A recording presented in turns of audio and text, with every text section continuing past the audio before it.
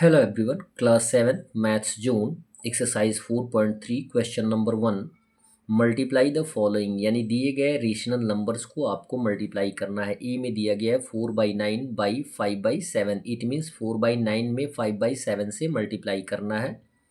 तो जो टर्म दिया गया होता है उसी टर्म में आपको रिप्रेजेंट करना होता है। यदि मल्टीप्लाई करना है तो लिखेंगे 4/9 इंटू 5/7। मल्टीप्लाई करने का टर्म आपको पिछले टर्म में भी मैंने बताया है कि यदि रेड्यूसिबल होता है तो रेड्यूस कर देते हैं और अदरवाइज न्यूमरेटर से न्यूमरेटर को मल्टीप्लाई कर देते हैं और डेनोमिनेटर से डेनोमिनेटर को मल्टीप्लाई करके आंसर लिख देते हैं। तो यहाँ पर देखेंगे कि 4 जो है 2 से डिविजिबल है, 4 से डिविजिबल है, लेकिन 2 और 4 से कोई यहाँ पे डेनोमिनेटर डिविजिबल नहीं है। 5 से डिविजिबल है, लेकिन कोई भी डेनोमिनेटर 5 से डिविजिबल नहीं है। तो हम क्या करेंगे, न्यूमरेटर से न्यूमरेटर को मल्टीप्लाई कर देंगे तो 4 5 जा आ जाएगा 20 और 9 7 जा हो जाएगा 63। तो हमारा आंसर हो जाएगा 20/63। बी का दिया गया है -7/10 बाई 5/8। ठीक है। यदि हमें मल्टीप्लाई करना है तो मल्टीप्लिकेशन के टर्म में लिखना होगा। तो -7/10 इंटू हो जाएगा 5/8। यहाँ पे रेड्यूसिबल है, आप ये देख सकते हैं कि 5 से 10 भी रिड्यूसिबल है और 5 भी रिड्यूसिबल है। यानी एक बार किसी नंबर से आप डेनोमिनेटर को या न्यूमरेटर को काट सकते हैं, या मतलब एक एक बार काटना ही काटना है। जैसे 5 से दोनों रिड्यूसिबल है तो 5 1 जा 5 और 5 2 जा हो जाएगा 10। अब किसी एक नंबर से कोई भी न्यूमरेटर और डेनोमिनेटर रिड्यूसिबल नहीं है, तो अब क्या करेंगे, न्यूमरेटर से न्यूमरेटर को मल्टीप्लाई कर देंगे। यहाँ पे है -7, यहाँ पे है 1, तो -7 इंटू 1 हो जाएगा -7 और यहाँ पे 2, यहाँ पे 2 8 जा कितना हो जाएगा 16।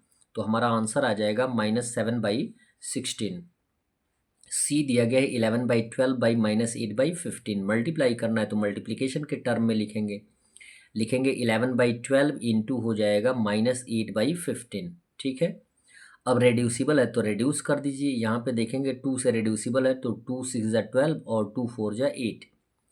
अभी भी 4 और 6 2 से रेड्यूसिबल है तो 2 3 जा 6 और 2 2 जा 4।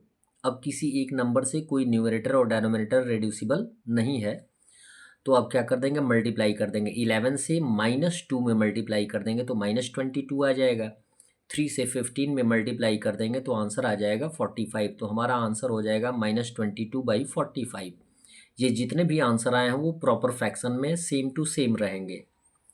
डी दिया गया है -9/13 बाई 65 बाई -3। मल्टीप्लिकेशन का टर्म दिया जाएगा तो लिखा जाएगा -9/13 इंटू हो जाएगा 65 बाई -3। रेड्यूसिबल है, 13 से 13 भी कट जाएगा, 65 भी कट जाएगा, तो 13 1 जा 13 और 13 5 जा 65।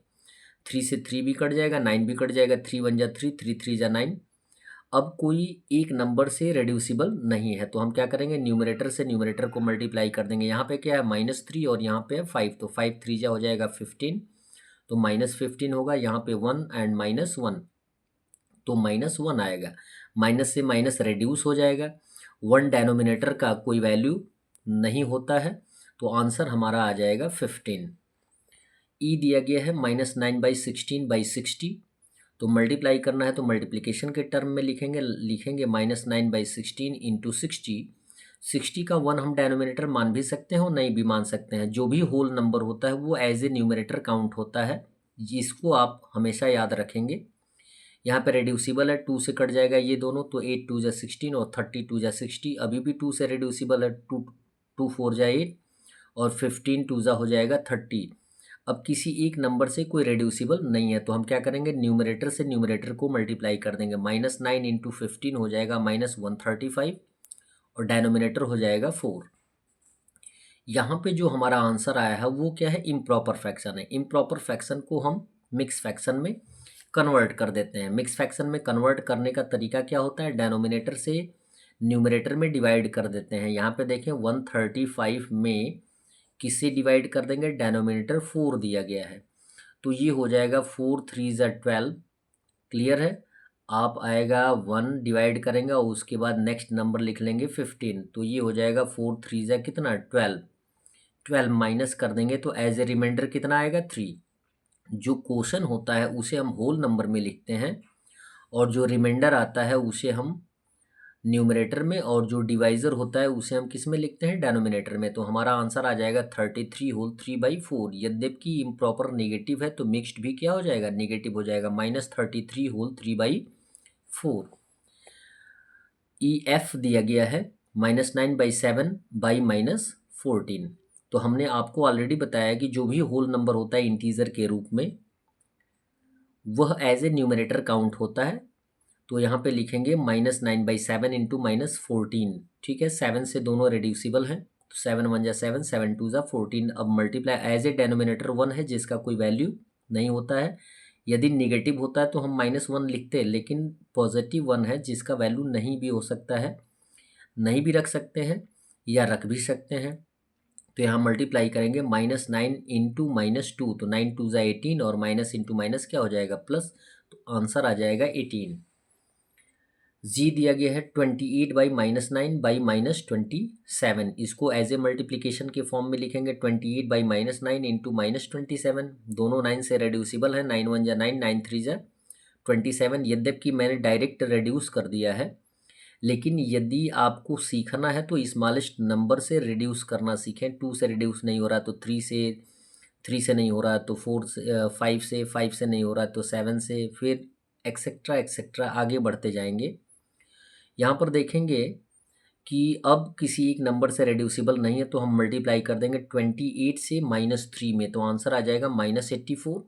और यहाँ पे आंसर आएगा एज ए डेनोमिनेटर -1। ठीक है, तो इसको हम लिख देंगे -84/-1। अब माइनस से माइनस रेड्यूस हो जाएगा। रेड्यूस कैसे होता है ये आपको ऑलरेडी मैंने बताया है।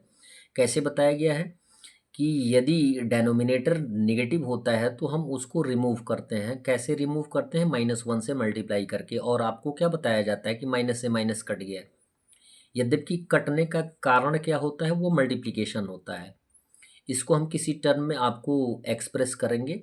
तो माइनस से माइनस रिड्यूस होगा, यहाँ पे +1 एज ए डेनोमिनेटर है जिसका कोई वैल्यू नहीं है, तो आंसर हो जाएगा 84। लास्ट टर्म दिया गया है h, -48/17/-16। ठीक है, तो एज ए मल्टीप्लिकेशन लिखेंगे -48 इंटू 17/-16। 16 से दोनों रेड्यूसिबल है तो 16 1 जा 16, 16 3 जा हो जाएगा 48। अब मल्टीप्लाई कर देंगे, -3 इंटू 17 होता है -51। यहाँ पे एज ए डेनोमिनेटर -1 आएगा। माइनस से माइनस को रिड्यूस कर देंगे, यहाँ पे +1 एज ए डेनोमिनेटर हो गया जिसका कोई वैल्यू नहीं होगा, तो हमारा आंसर आ जाएगा 51। That's all. वीडियो को लाइक करें और चैनल को अवश्य सब्सक्राइब करें और अपने अनुज से भी बताने का प्रयास करें कि आपके इस चैनल पे मैथ्स मास्टर क्लास 5th का सॉल्यूशन मिलेगा। धन्यवाद।